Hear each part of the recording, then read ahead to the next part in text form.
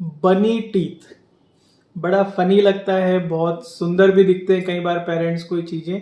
लेकिन आज हम बात करेंगे बनी टीथ, या जब हम बच्चे पेरेंट्स हमको बोलते हैं कि सर जो नए दांत आए हैं वो बहुत ही ज्यादा बड़े आए हैं फेस के प्रोपोर्शनेट के बारे में। तो हम आज टेक्निकली समझेंगे मैक्रोडोंशिया या रिलेटिव मैक्रोडोंशिया या सूडो मैक्रोडोंशिया कि किन स्थिति में हमें दांत जो हैं वो बड़े होते हैं या बड़े दिखते हैं, और कैसे एक पीडियाट्रिक डेंटिस्ट इस पे अपनी राय देता है। नमस्कार, मैं हूं doctor Chetan Patidar, paediatric dental clinics Indore से, और हम पेरेंट एम्पावरमेंट की अगली कड़ी में बात करने जा रहे हैं कि दांत जब हद से ज्यादा बड़े दिखें तो हमें कैसे उस चीज को लेना चाहिए, या मैं कैसे अपनी राय पेरेंट्स तक देता हूं। हमारे पास एक बच्चा है, ये लॉन्ग टर्म मेरे साथ है, जब दूध के दांत थे तब से है। प्रॉब्लम इसके साथ थंब सकिंग की थी, अंगूठा चूसने की आदत थी, तो पूरा जॉ जो है वो आगे की तरफ पिचका हुआ था, जिसको हम मैक्सिलरी कंस्ट्रिक्शन बोलते हैं। इस तरीके से जो जबड़ा था वो अंगूठा चूसने की वजह से पूरा पिचक गया था, और ये दांत जो है यहाँ कोने से ये यू शेप दिख रहा है, ये वी शेप बन गया था। It's like V shape, it's not U shape. तो जब दांत हमारे एकदम इकट्ठे हो जाते हैं तो उनके लिए जगह कम होती है, और अगर हम थोड़ा सा इमेजिन करें कि यहाँ पे ये दांत इस दांत को दबा रहा है, मतलब एक आदमी के पीछे दूसरा आदमी खड़ा हो जाएगा तो थोड़ा सा उसके ऊपर दब जाएगा, और जो आगे खड़ा है वही आपको दिखेगा। स्पेशली जब मैदान में प्लेयर्स जाते हैं एक लाइन में, तो आपको जो पहला खिलाड़ी होता है वही दिखता है, पीछे के खिलाड़ी दबते जाते हैं, और इस तरीके से प्रेजेंटेशन मिलता है। तो जो मैक्रोडोंशिया है ये करीबन 0.9 से लेके 1.2% पॉपुलेशन में देखने को मिलता है। तो ये रिलेटिव मैक्रोडोंशिया है क्योंकि इसके सभी दांत थोड़े से चेहरे के हिसाब से बड़े हैं। जब फैमिली हिस्ट्री ली तो हाँ, इनकी बुआ को भी सेम प्रॉब्लम है, और भी एक आधे जनरेशन में इस तरह की चीजें देखने को मिली हैं।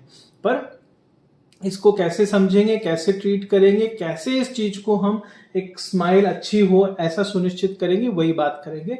उसके पहले समझा दूं कि चोट की वजह से भी ये जो दांत था यहाँ पे फंसा हुआ था, और ये करीबन 3 से 4 साल से पेशेंट मेरे साथ है, और इसको हमने पूरा लेजर से एक्सपोज करके इस दांत को पोजीशन पे ले आए हैं। अब हम कैनाइन के इरप्शन का वेट कर रहे हैं, और हमने लेटरल इंसाइजर को भी पोजीशन कर दिया है। तो दिस इज 2/6 अप्लायंस जो कि हमने इसको किया है, और ये बच्चा ये करीबन 8 साल का है, लेकिन बनी टीथ दिखे तो मैंने सोचा कि एक वीडियो इस पे भी बनाया जाए। तो ये हम बात करेंगे, थोड़ा सा डायग्राम बना के मैं दिखा दूं आपको कि ये जो है हमारा सेंट्रल इंसाइजर है, और ये दूसरा सेंट्रल इंसाइजर है, बीच में गैप भी है, ये भी आप नोटिस करिए।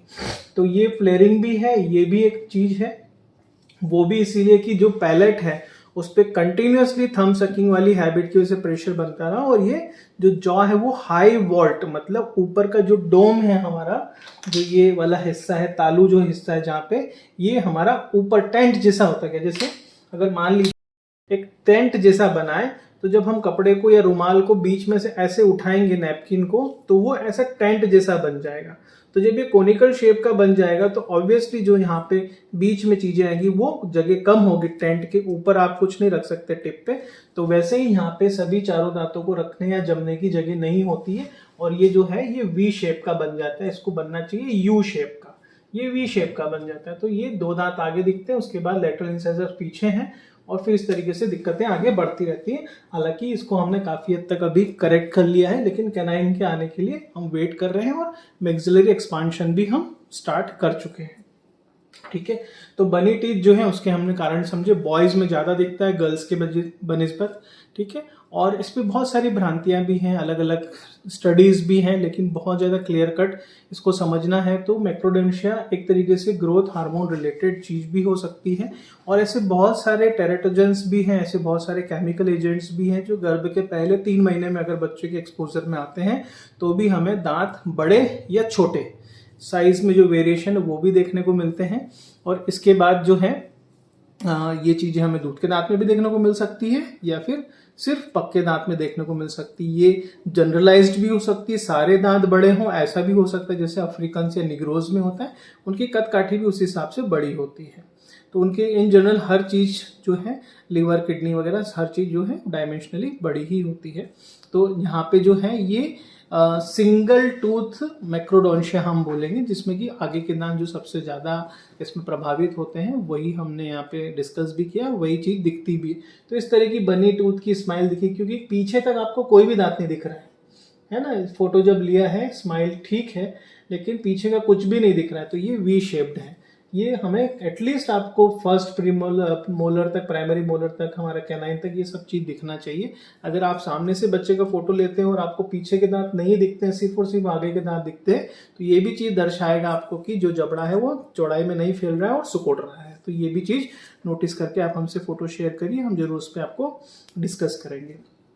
तो इसमें ट्रीटमेंट क्या होगा, एक तो इंटरकैनाइन विड्थ हम बढ़ाना स्टार्ट कर दिया हमने, मैक्सिलरी एक्सपांशन किया है, उसके पहले हमने हैबिट ब्रेक किया है, उसके पहले हमने जो इम्पैक्टेड टूथ था उसको यहाँ लेके आए हैं। तो सारा काम था फिनिश करने के बाद अब हम इसके साथ साथ में हमने उनको मोटिवेट भी किया है कि लिप टेपिंग कैसे करें, है ना, च्यूइंग कैसे करें, कैसे पहले रोटी का कोरा सामने बैठ के पेरेंट्स खिलाए, उसको प्रॉपर च्यूइंग साइकिल में लेके आए।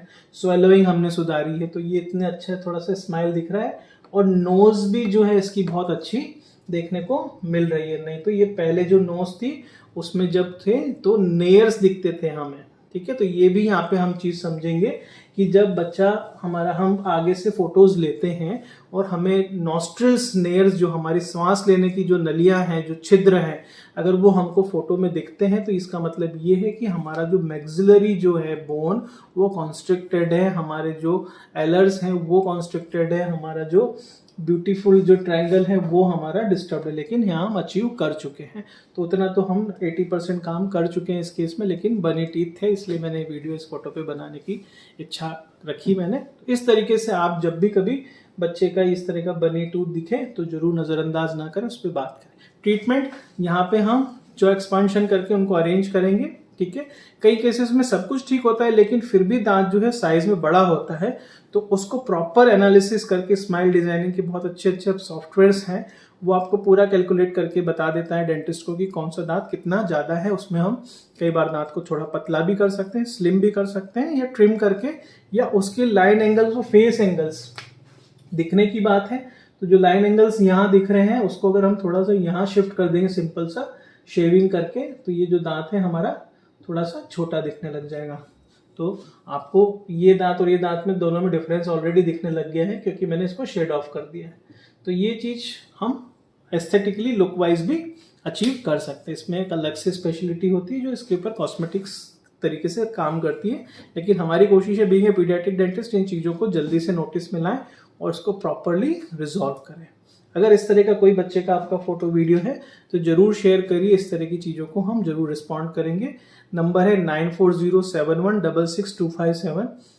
और वीडियो अच्छा लगा हो तो सबको शेयर करिए। बनी टीथ वाले बच्चे बहुत प्यारे क्यूट लगते हैं, लेकिन ये एक छोटी सी प्रॉब्लम है, ये और भी छोटी प्रॉब्लम्स को, जॉ की ग्रोथ को दर्शाता है। इसको हल्के में ना लें, इस पे जरूर ट्रीटमेंट ऑप्शंस हैं अवेलेबल। सिंपल सा 2x4 अप्लायंस भी है, आगे के 4-5-6 दांतों में हम ब्रशेस लगा के इसको यहीं कर सकते हैं, ठीक।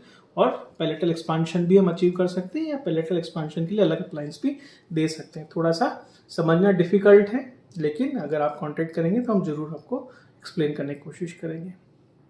नमस्कार।